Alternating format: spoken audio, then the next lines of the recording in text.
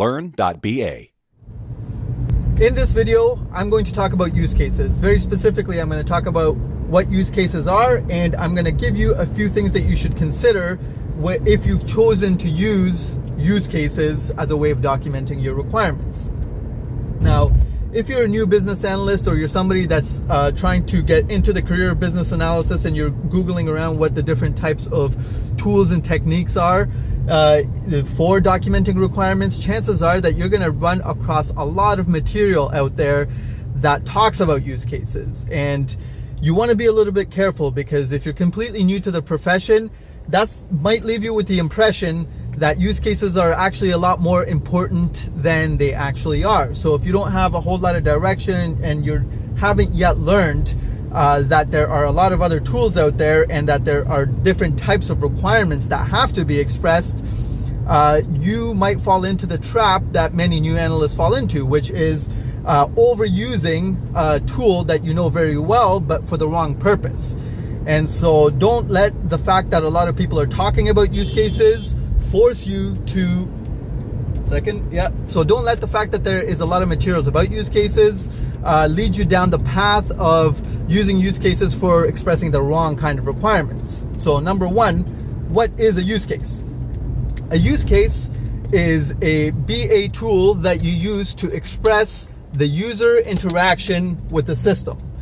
So as you're producing requirements, there are many different types of requirements that have to be captured and documented and analyzed. The user interaction is one of those types of requirements. And even more specifically, use cases are just one tool that you have to express the user's interaction with the system. There are other tools out there. So that should give you an idea of where use cases actually fit in. And so you should dedicate the right amount of time and resources to learn use cases. Not too much, not too little. Okay, so just remember that it's one tool that helps you express one layer of requirements. So the way that you document a use case typically is that you start to document the main part of a use case, which is called usually the primary flow. The primary flow is a sequential set of steps of what it is that a user does, and then what it is that a system does in response. So basically it's like user does X, system does Y, user does A, system does B. And it's basically just a sequential list of steps that the user and the system perform in order for the user to achieve some goal. Now, there are many different levels of detail that you can express your use case in. So if you've chosen to use it, the second point that I want to talk about is the different levels of detail and how you can start to decide what level of detail you need to document it in. The very base level of detail for a use case is for you to just have a title for a use case and then just have the primary flow, possibly have what's called an alternate flow. That is the most bare bones version of a use case that you can have. And that's at the extreme, like very bare bones level of detail. On the opposite side of that, the polar opposite is what is typically referred to as a fully dressed use case. So what a fully dressed use case is a very comprehensive version of a use case. And the way that you make your use cases more comprehensive is by adding a lot of extra attributes to the use case. Other than just the title, the primary flow, and the alternate flows, you start to add a lot more attributes. For example, you can start to add things like preconditions, post conditions. You can start to describe the triggers that kicks off the use case. You can add versioning information in there. And so there's a whole host of other attributes that you can start to add into your use cases depending on how much detail you need to add. So you can go from a very, very bare bones version of a use case to a very detailed, comprehensive version of a use case. And the way that you typically decide, the way that I normally decide what version of a use case is that I start with the bare bones and I leave it that way until I start to see that there are elements of the use case that are very important that haven't been captured in there. And then I start to decide what other attributes I need to add in to the use case. Typically, there isn't a whole lot. Like I haven't been in many situations where I have to write fully dressed use cases. I actually have never written a fully dressed use case. So it is one of the primary things that you want to learn if you're trying to learn use cases and you want to try to figure out when and where and how to use them. Is number one, try to decide, is your business requirement or functional specification that you're writing, is it trying to describe a user interaction? And if it is, then a use case is a very good candidate for you to use as a tool to express that requirement. If you've chosen to use the requirement, then what you want to do is you want to start off with the very bare bones use case, which means that you have a title, you have the primary flow, and you have the alternate flows of a use case. At that point, what you're going to do is you are, over time, as you're having more requirement sessions and more people are looking at that use case and possibly asking you additional questions about X, Y, and Z, then you may choose to add additional attributes all the way down to making your use cases what's called fully dressed. So that's what I wanted to say about use cases. Now, the warning that I want to reiterate is the fact that, again, a use case is a single tool in your toolbox, right? I've mentioned that at the beginning of the video.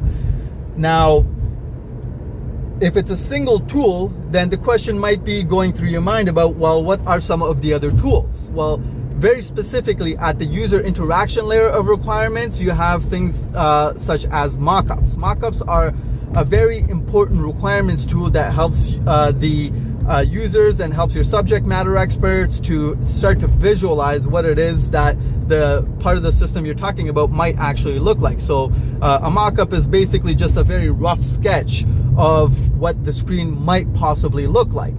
There are many other types of requirements that neither a use case nor a mockup is a good candidate for. Okay, so an example of that would be at the next level lower than the user interaction, which is the business logic layer. The way you typically document requirements at the business logic layer, there are multiple tools. The single most important way of documenting those requirements is what is referred to as business rules. So if you're trying to become a business analyst, or you're starting your career as an analyst, or you've been working as a BA for a while, and you have not yet learned how to write good business rules, that is one of the skills that you want to start to try to focus on, because again, it's one of those tools that gets used fairly heavily. And so one of the things I would recommend is to look up the author that goes by the name of Ronald Ross, which has written more or less the definitive guide of what business rules are and how they should be expressed, and how you should use them to express your requirements. So again, his name is Ron Ross, or Ronald Ross, and he's written a book specifically on business rules. I'm not necessarily suggesting that you read the entire book, but what you want to do is you want to start to look down that path a little bit more to learn a tool that is available to you that's not a use case. Because when you're trying to document business rules, you can't use a use case. In a lot of examples, you're not going to be able to use a use case to document those types of rules. So the lesson that I want you to walk away from in this video is the fact that use cases are important, but they are not necessarily the right tool for expressing every type of requirement. In other videos, I'm going to talk to you about the different types of requirements that are out there and what kind of tools are available to you to be able to use to document those types of requirements. As a new analyst, this is probably one of the most difficult things to learn, is that when you're in front of a client and you're talking to them and they're talking to you about the different needs that they have, it's very difficult for new analysts to try to parse out a single sentence that a client might say into what kind of requirements they should be expressed as. And so as you start to do more and more requirements, and I'll give you more guidance on that, but as you start to do more requirements, that's one of the key skills that you want to pick up. It's one of the hallmarks of a senior analyst. So typically when I'm in front of a client and they're talking to me about the different types of issues that they have and some of the different things that they're looking for out of the solution, usually I can almost immediately start to parse out that into requirements in my mind as they're speaking and as I'm asking questions and we're going through the conversation. When I first started my career out, that was not the case. What I had to do at that time is I had to basically jot down everything that the conversation was. I had to learn how to be very good at taking notes, write everything down as quickly as I could. Sometimes I would type, sometimes I would write, but I would get that stuff down and then I would go back to my desk, and then it would take me a long time to try to figure out how am I going to actually capture and express these requirements in my requirements documents. So it's something that I've learned over a long period of time, and if it's something that you're not good at right at the beginning of the career, you shouldn't beat yourself up, because that's a very difficult skill to pick up, and it does come over time as you get more experience. So I hope that advice helps a little bit, and what I'll be doing in other videos is I'll be talking a lot more specifically about the different types of requirements, and I'll be trying to give more pointers on what types of things you should and should not do to be able to become a more experienced analyst a lot more quickly.